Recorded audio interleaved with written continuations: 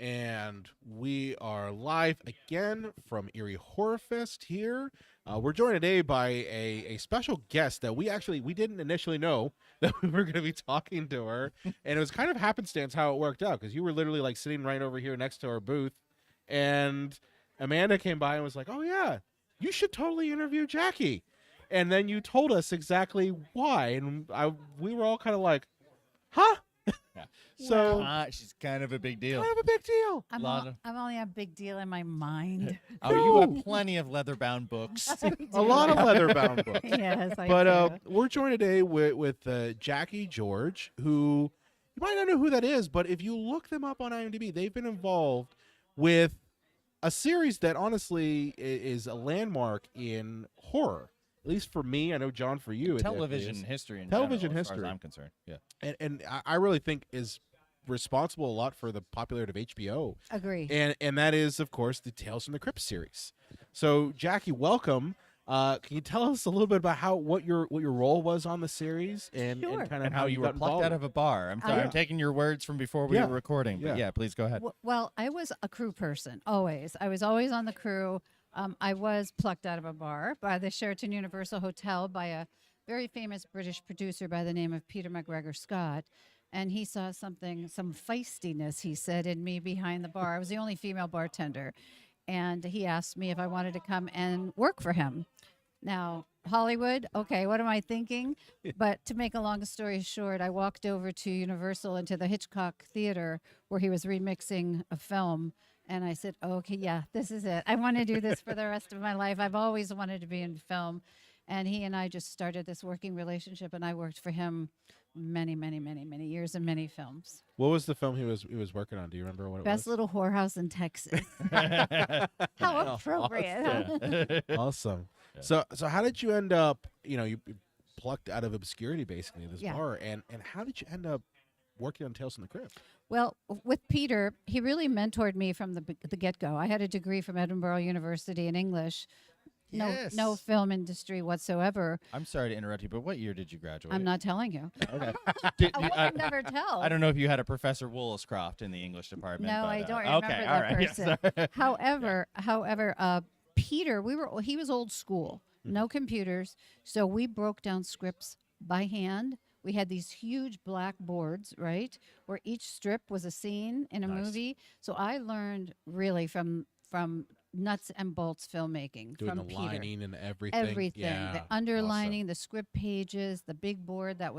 I never really understood it, but he taught it to me. And then the first film we did was Cheech and Chong Still Smoking. nice. Yeah, Classic. awesome. Yes.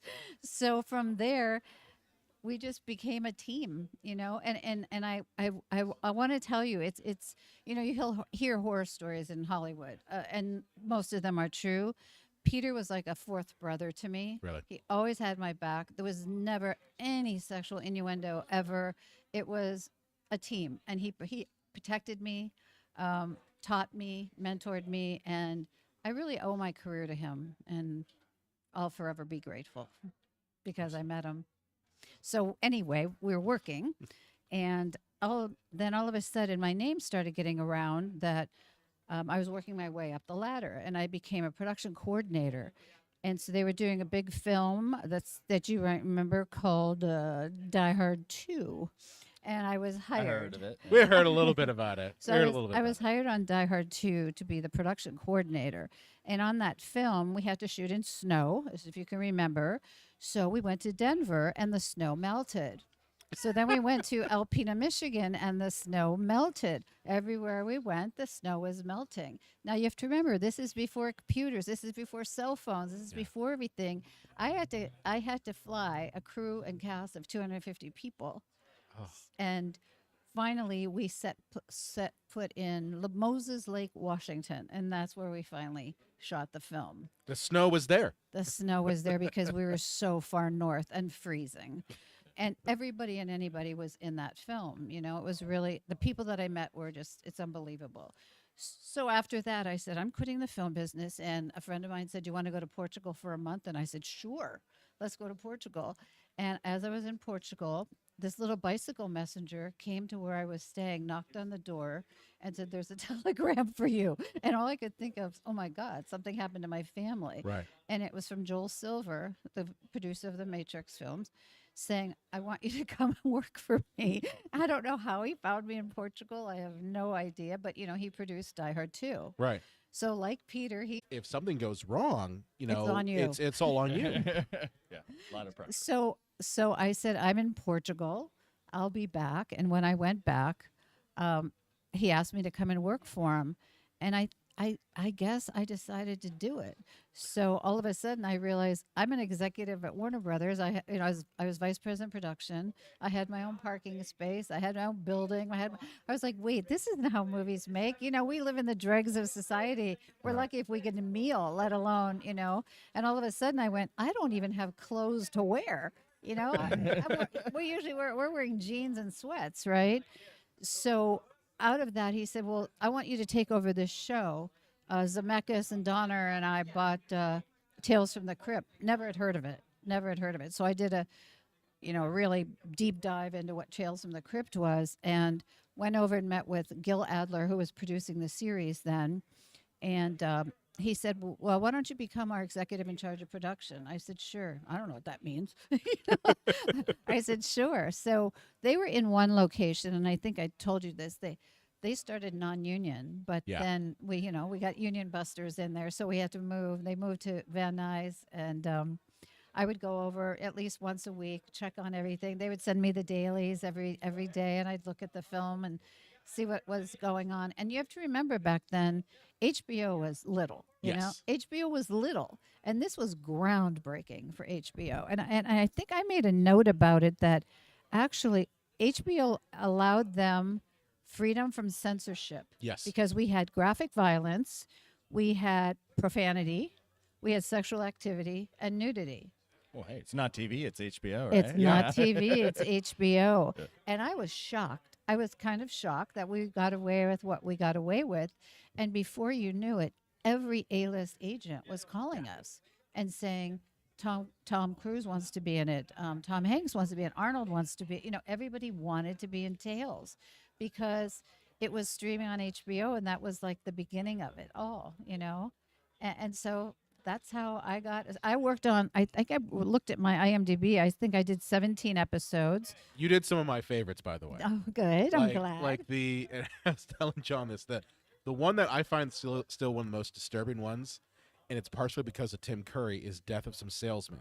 Mm-hmm. Because he's dressed up as like the Pa character and the daughter character, and it's Tim Curry in the most disturbing fashion Yes. possible. And then the other one is the What's Cooking episode with Christopher Reeve, Yes. where he plays the cook whose business has kind of come to a slump, and he starts killing people and making them into sausage. Exactly. And Well, it's the most un-Christopher Reeve thing you think of. a funny story about that, working on that, I would like to go. I went to the set a lot just because I Yeah. was starstruck.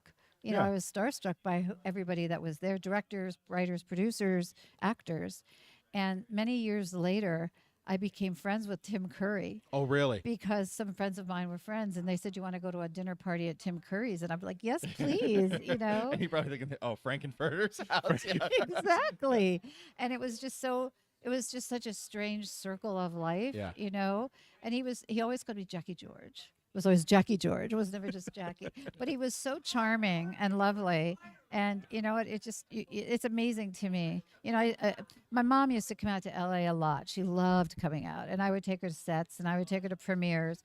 And she'd always just say, "Do you just pinch yourself?" And I say, "I pinch myself, but I also worked my balls off Right, doing this, Like, this is hard work." And I think, though, being from Eerie, not having a degree in film, I took one class at Edinburgh. I think it was called Directing for TV with Dr. Wallace. I don't know if you knew him back in the day. And he Yes. really got me going to do this, But I got to LA and I thought, well, I'm just going to stop at Paramount, Universal, and Disney and hand my resume to them, and I'm sure they'll hire me. Well, they didn't, So Tales was really an eye-opening experiencing for me because of the talent and how much they wanted it. I mean, they did it for nothing, for scale, most Yeah. of them, you know? They just want to be part of something that clearly had captured like a cultural zeitgeist, because that thing really did blow up, not just for HBO, but just in terms of, you know, the anthology film and the anthology series wasn't really as crazy popular until Tales from the Crypt really came around. You know, Tales from the Dark Side in the 80s, Right, but right. it was still very watered down because it was made for network television. Right. It was like Twilight Zone for Gen X. Yes. Yes, Yeah. exactly. Yeah. And I think too, for me, I was so curious. I think that's what maybe people saw in me was my curiosity, because I wanted to see the Crypt Keeper, and I didn't realize they used little people puppeteers. Yeah. You know, to make him move. And then John Kassir, of course, the Oh. brilliant John Kassir is the Right. voice of the Crypt Keeper. But just to watch these skilled puppeteers create that Crypt Keeper, he seemed real to me. You know, I believe that he really was an entity in that. You know, And do you know why? Just randomly, because I remember the old Tales from the Crypt comics. Like there was, I think, like 3 or 4 original Crypt Keepers. Why they ended up on kind of the ghoul, I guess. no, I'm not sure why they did. I don't know, because I didn't. You know, Yeah. I didn't get there right at the onset of Tales. I came in as it was already rolling, but I just remember going to Kevin Yeager's workplace and watching him create. You know, he was the originator of the Crypt Keeper and Chucky, the Chucky Yeah, doll. Yeah, I was just Yep. about to say, for all of you that don't know, like, pause this and Google Kevin Yeager, and you're gonna be, oh wow, Yes. all this amazing artwork and, And- yeah, and special Kevin- effects. And Kevin Yeager is like the most normal looking, like kind of preppy, cute, sweet They sure guy. are, yeah. And I said, where did that darkness come from? You know, and going to the workshop and seeing all of those creatures that Yeah. he created was really fun for me. I had a ball doing Yeah. that. Now, you had told us earlier that you not only did you work on the series, but you also had a hand in working on the films, correct? I really worked only on Demon Knight. Okay. By the time Bordello of Blood was only greenlit because Demon Knight made so much money. Yeah. It was such a success for them. But I had left before Bordello of Blood. But a story I can tell you from Demon Knight was I was producing Richie Rich with Macaulay Culkin in Oh, God. Chicago, right? And it was a huge production. Yeah. Kids and dogs don't ever do it, Yeah, right? Yeah. You literally said the same thing yesterday. Yeah, don't work The with children children or before people. animals. No, and so all of a sudden, my LA office called me and said, Jada Pinkett Smith turned up for first day of shooting with a really short orange red hair, and I said, why? Why? Why? Because she wanted to, and I said, but we went through hair, makeup, wardrobe, and this is our first day of shooting. Yeah. Now Joel Silver is Joel Silver. Right. So they said, you need to tell Joel. I said, I'm not telling Joel, you tell Joel. You Yeah. know? But unfortunately, I had to tell Joel. Oh, And I said, first of all, don't shoot the messenger. right. Don't shoot the messenger. And he said, why would she do that? Why would she do that to us? I said, she did it to us because she can. And secondly, it's first day of shooting. We can't stop. That's true. So we have to shoot this. You got to with- keep the continuity. with Maybe the she orange- wanted Will Smith to smack Joel Silver. Maybe, We're being maybe that's what it was. Yeah. So we had to just film the rest of it with her orange red hair. Yeah. You know. Yeah. So those are just encounters that you have to make work. And I said, instead of going ballistic, let's fix it. Let's just fix it. So I was kind of like his calming Zen person at the studio that tried to keep Yeah. him mellow. You know, let's just fix it. And I mean, looking at Demon Knight, I mean, I think the hairstyle does work for her character that she plays. She's supposed to be someone who's kind of on the edge a little bit. Right. And that, of course, plays then to Billy Zane, who's trying Right. to, like, bring her back to the darkness, which, gotta say, Demon Knight, probably Billy Zane's best movie. Oh, he was so good in it, I wasn't think he? it's his I mean, best movie. I don't like this movie, but obviously people are going to say Titanic, Brian. No, but I'm just saying in terms. Well, here's the thing: in Titanic, Billy Zane is just, stuffed shirt number one. yeah, you know? Yeah. he's set dressing. You know, yeah, He's the bad guy you're supposed to not like, and he kind of becomes forgettable. But at least in Demon Knight, he's having fun. Mhm. You know, Yeah. at least that's what I felt with the movie. yes, agree. So along with Richie Rich, Yes, you made a couple other movies that we know. I'm not gonna lie to you, Batman and Robin, not a fan, but well, I was interviewed on the 20th anniversary by the Hollywood Reporter. And what you have to understand about Batman and Robin, it was Joel Schumacher's vision. Yeah. And Joel Schumacher, openly very gay, Yeah. was a costume designer, and he played it with, I don't know, just a pinch of weirdness, didn't he? I mean, even developing He did. the cod pieces, the nipples, the whole thing. Well, a lot of people say like, oh, Batman Returns isn't a Batman movie; it's a Tim Burton movie. You know, Right. and I think we get that on the other spectrum is that Batman and Robin is a Batman movie; it's a Joel Schumacher movie. It is a Joel Yeah. Schumacher movie. Yeah. But he was delightful. He was delightful. He seemed like a very nice Yeah. man. You know, fun. And I mean, he would walk on set with his coat flurling in the wind, and, hello, ladies. He just was Yeah. the sweetest guy. And Yeah. and George Clooney, a doll to work with, and Arnold, and I mean, everybody. Like, again, a cast of characters that were fantastic. I you just know, can imagine like trying to wrangle that set must just been crazy. Well, my position was different. I was Peter McGregor Scott once again produced it, Right. and I was scouting another film in Seattle. And I got a call, and he said, "I need you down here." And I said, "What's going on?" He said, "Second unit." And I said, "Second unit?" And he said, "It's over 100 days." I said, "Second unit's over 100 days?" And he said, "I really need you down here to take care of second unit." So I flew down. We had our own director. We had our own. We had our whole, Right. we had it all. So we primarily did all of the stunts, the effects, Wow. the ice skating, everything at night. We shot down at the Spruce Goose in Long Beach and slept on the Queen Mary. I mean, it was just, and had the most talented group of stunt performers I've ever seen in my life, doing crazy stuff. And that's one thing I will give Batman and Robin is the wire work alone involved in that movie is Yeah. pretty insane. Yeah, it was fun. It was hard. Nights are hard. Shooting nights are Yeah. very difficult because you Yeah. don't really sleep, If you when you can too, your circadian rhythms are completely out of whack Yeah. now. It's like, oh, I'm gonna go to bed. It's 8 in the morning. Like, And seems like- eventually someone will be calling you with an emergency, right? yeah, Like, The- this is the on morning fire. people Not in the really crew, on fire, yeah. but it's on fire. Yeah, exactly. Yeah. Is there any like production you were involved with that just like was your favorite, and on the other end, if you're comfortable with that, you can tell me to go to hell. Is there one that was just an utter nightmare to be a part of? Well, I loved working on Dick Tracy, and I'll tell you why. I was a production coordinator on Dick Tracy, but being in, we filmed at the back lot at Universal, and we had big, huge trailers. So I had a trailer, my trailer was all production people. And for some reason, Madonna decided she was going to hang out with me. So every day she would pull up in her black Mercedes, she would hit the trailer, and I'd say, "Oh, Madonna's here." 'Cause she would always. She hit your trailer every she time? would hit the parking thing, go Okay. over the little ramp thing, and I'd say, "Oh, Madonna's here." So she decided she was going to use my room in the trailer. So I got to listen to this woman on the phone opposite me, and I thought, she is the smartest little deal maker I have ever. Brilliant at honing her career, and she just was a doll.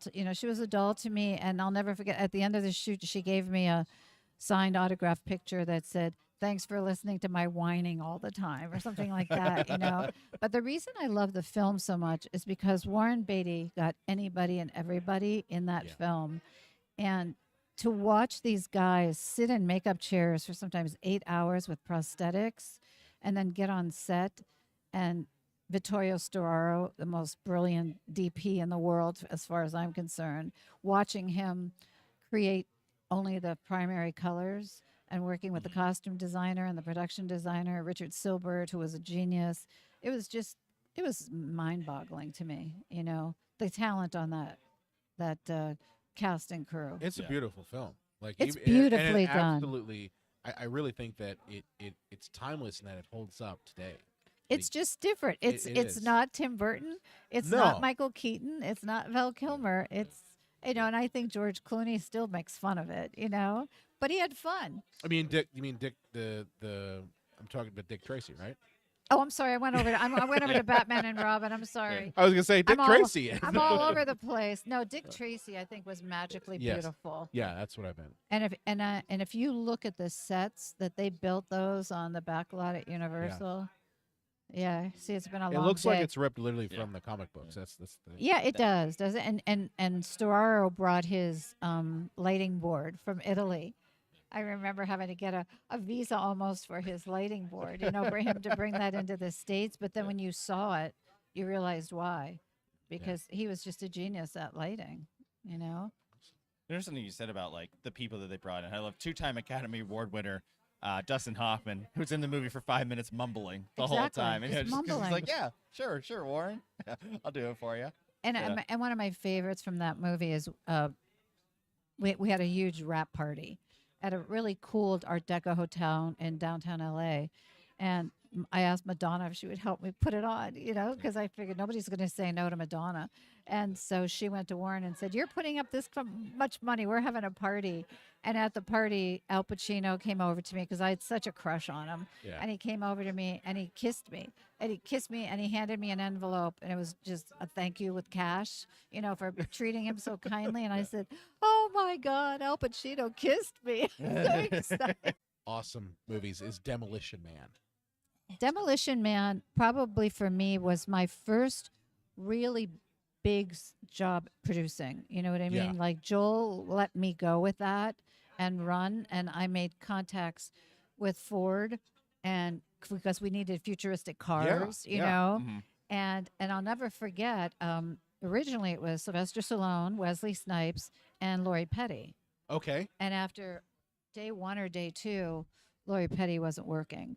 So I had to get on the phone with Joel. He made me, of course, call the agent with him on the phone, right? Yeah. And then one of the executives from Warner Brothers said, "Well, there's this young girl. I think she might be something someday. Her name is Sandra Bullock." And she came in and she read and she had the job. No, she brings at least to that role of Huxley, that kind of like plucky, kind of like. And that's how she is in Fish out person of- too. Really? Yeah, she's just Okay. she's like a guy's guy girl. Kind of like how I am because I grew up with three brothers. Right. You know what I mean? Nothing really bothered her. She's just down to earth, worked hard, and I mean that really catapulted her then to speed. Yeah, After that. yeah. So, but that was a great film for me too because I was so involved in product placement. Yeah. I got my own pinball machine from. I don't remember even the name of the company. They're no longer for helping them with product Yeah. placement. Mattel made the figures. All of this stuff that you forget that is part of the ancillary parts of a film. The soundtrack. I got to produce Sting coming over Oh, wow. and redoing Demolition Man for the film, the song. Yeah. I mean, all of that was very So cool. are you responsible for the Taco Bell scene? The Taco Bell. No, but I'll tell you a funny story about the Taco Bell scene. So the movie's finished, right? Yeah. We get the American release, and we get called to a meeting, and they say, "You understand that there's no Taco Bells in Europe." This was, the 90s, right? Yeah. So they had to CGI every single Oh, Taco Bell no. and make it a Burger King Oh, for the European market, which Oh. meant ADR Yeah. on the voice. Yeah. So yes, we had to go back and CGI every Taco Bell and make it a Burger King. So in Germany, Burger King won the fast food Was the award. fast? yeah. That was the only place to eat. I mean, they're a king. They're a It's king, so Europe, yeah, they would have to win. Makes Have to sense. win. Wow. So you just survive it. You survive all of the things. I still have Wesley Snipes' little bobblehead for when they made the Mattel character. I have it in my home office. It just makes me laugh to look at it. I just know for me, like I love Demolition Man because there's a lot of people like, oh well, it's kind of ridiculous. I'm like, no, it's hilarious. It's hilarious. And Dan Waters, the writer, Yeah. hilarious. Just, I mean, he lived in LA and he didn't drive. And so he would like take a cab to the studio. Yeah. So as eccentric as he was, I think he brought that into the script. And I'm assuming he has very much an edge to him. Is Oh, that- very much. yeah. Very much. Between I think like Scrooge and Batman Returns and Heathers, this guy he's gonna bring an edge Yeah, to the he, movie that he he's did. working on. And I'll tell you, Stallone was a doll. He Yeah. was a real, and I'll give you a personal story. At the time, my parents came out to stay with me, and my dad was at the beginning of Alzheimer's. And of course, my mother didn't want to admit it, but I saw it immediately. So I said to my parents, when I go to the studio, don't answer the phone. It'll go to voicemail, just leave it alone. Well, of course, my father answered the phone, and he said, "Hey, is Jackie there?" And this guy, and my father goes, "Who is this?" And he goes, "It's Sylvester Stallone." My father, Italian, he goes, "Bullshit," and hung up the phone. So when I got home from work, my mom said, "Your dad answered the phone and he cussed out Sylvester Stallone." I said, "Yeah, okay." So I went to work the next day and I talked to him and I said, "I'm so sorry." I said, "He's a paisan too, so don't be mad at him. I think he has Alzheimer's." He goes, "Jackie, it's fine," But that's like one of my favorite stories because my dad actually did that to Sylvester Stallone. I've heard a lot of stories of that. Like, yeah, and I'm Frank Sinatra, pal. Yeah, Click, yeah, like- yeah, yeah. yeah. Awesome. So are you still working in the film industry? Well, I've recently moved back to Eerie. Mhm. I had a lot of family deaths, and after my mom died, I said I don't want to go back to LA. This is my home. I still have family here, and with Zooming and then COVID and everything else, I mean, you can make a movie from anywhere, Absolutely. and so Sure. I'm still active. I'm very picky now. It's going to take something special for me to work those 16-hour days again. Right. But right now, my job in Erie is I'm trying to nurture and mentor young filmmakers that I see here because there's so much talent. Yeah. These kids don't even know how talented they are. And so I'm working a lot with the Film Society. I'm on their board. And I'm really trying to help other people because if it wasn't for Peter, I don't know where I would be. And Right. so I'm hoping I can do that for somebody else. That's awesome. That's really awesome. Jinx. You know me, beer. Jinx. Jinx. Well, Jackie, it's been an absolute pleasure talking to you. Yeah, you and too. It's great just happenstance meeting you. Literally, it was I know. sitting see? right over here. And it's like, And this is so great, for the audience because you can see how the sausage is made. Yes, absolutely. This is Exactly. how it's made, folks. No, I appreciate you guys, and I wish you lots of luck with everything that you do. And I'm glad I got to talk to you. All right, well, Jack, thank you again. Thank you so much. And Great. Enjoy the rest of the festival. Enjoy the yeah, rest. you too. Thanks so Thank you. much. Bye.